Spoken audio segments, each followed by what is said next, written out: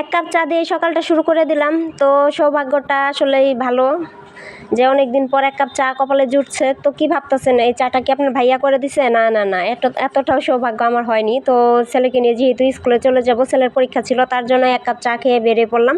8টার সময় পরীক্ষা ছিল, এর জন্য 7:30টার দিকে বের হতে হয়েছে। এত সকালবেলা ভাত রান্না করাটা আসলে সম্ভব হয়নি, বা রুটি করাটাও সম্ভব হয়নি। এর জন্য যা পেয়েছি ছেলে আর মা খেয়ে তো তাড়াতাড়ি আমরা বেরিয়ে পড়লাম। এই তো চলে এসেছি প্রায়। তো স্কুলে এসে আমি ছেলেকে ক্লাসে বসিয়ে দিয়েছি। তো ছেলে আমার পরীক্ষা দিচ্ছে। তো পরীক্ষা দেওয়া শেষ, এরপর ছেলে স্কুল থেকে বেরিয়ে পড়ছে। তারপর একটু রিক্সার জন্য দাঁড়িয়েছিলাম, তো বললাম বাবু একটু ভিডিও করে নিই। এই তো আমার ছেলের স্কুল, অনেক সুন্দর স্কুল, অনেক বড় একটা খেলার মাঠ আছে, গার্জেন বসার জন্য অনেক সুন্দর সুব্যবস্থা করা। তো এই তো আমাদের ময়মনসিংহ নবাব যে রেস্টুরেন্টটা, তো এখানে কিন্তু প্রায় সময় আসা হয় বান্ধবীদের সাথে, ভাবিদের সাথে। তো এখন যেহেতু ছেলের স্কুলে পরীক্ষা চলতেছে, তার জন্য আর বের হই না, স্কুলে বসে থেকে তারপরে ছেলেকে নিয়ে আসা হয়। তা না হলে দেখা যায় যে বাচ্চার মা, মানে আরও যে গার্জেন আছে, বৌদিরা বা ভাবিরা সবাই মিলে একসাথে বেরিয়ে পড়ি বাচ্চাকে স্কুলে দিয়ে। তো একটা খুব ভালো একটা সময় পার করি সবার সাথে।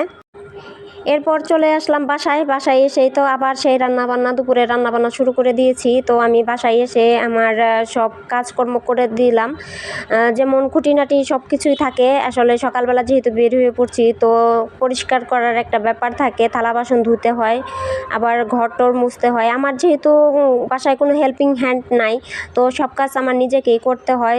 এরপর আমি রান্নাটা করে নিলাম, আমি মুসুরির ডালটা বসিয়ে তারপরে অনেক কাজগুলো গুছিয়ে নেই। তো দেখা যায় যে ডালটা আর ভাতটা বসিয়ে দিয়ে যে অনেকগুলো কাজ করা যায়। তো আমি এখানে ডালটা কিন্তু তেজপাতা, জিরা, তারপর শুকনো মরিচ আর পেঁয়াজ ফোড়ন দিয়ে তারপর ডালটা আমি ফোড়ন দিলাম। তো খুব ভালো লাগে এইভাবে মুসুরির ডালটা খেতে। এখানে আমি খেসারির ডাল নিয়েছি, এখানে আমি খেসারির ডালটা বেটে নিব। ডালের বড়া যেভাবে করা হয়েছে ওইভাবেই করা হলো। তো আসলে সারাটা দিন এতটা কাজকর্ম, বাচ্চাকে নিয়ে স্কুলে যাওয়া, স্কুল থেকে আসা। ও হ্যাঁ, আমি কিন্তু স্কুল থেকে ছেলেকে বাসায় নিয়ে আসার পর আবার আরেক জায়গায় যাইতে হয়েছিল।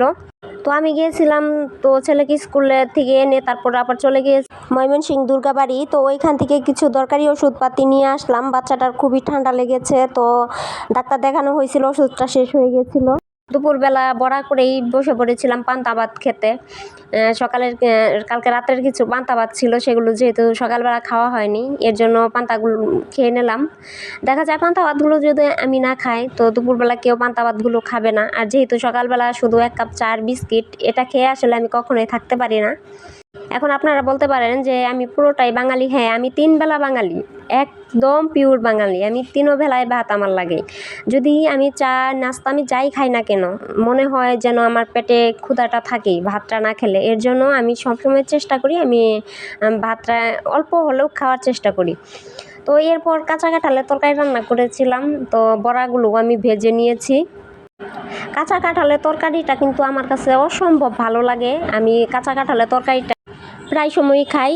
কাঁচা কাঁঠালগুলো কিন্তু আমি আগেই সিদ্ধ করে ফ্রিজে রেখেছিলাম। আমি কিন্তু আমার একটা ভিডিওতে আমি পুরাটাই দেখিয়েছি কিভাবে কাঁচা কাঁঠাল ফ্রিজে রেখে দিয়ে তারপর আপনার 1 বছরও খাওয়া যায়। তো এরপর আমি কাঁচা কাঁঠালের তরকারিটা আজকে একদমই মাংসের মতো রান্না করলাম, পেঁয়াজ রসুন তারপর আদা বাটা, জিরা বাটা এসব দিয়ে।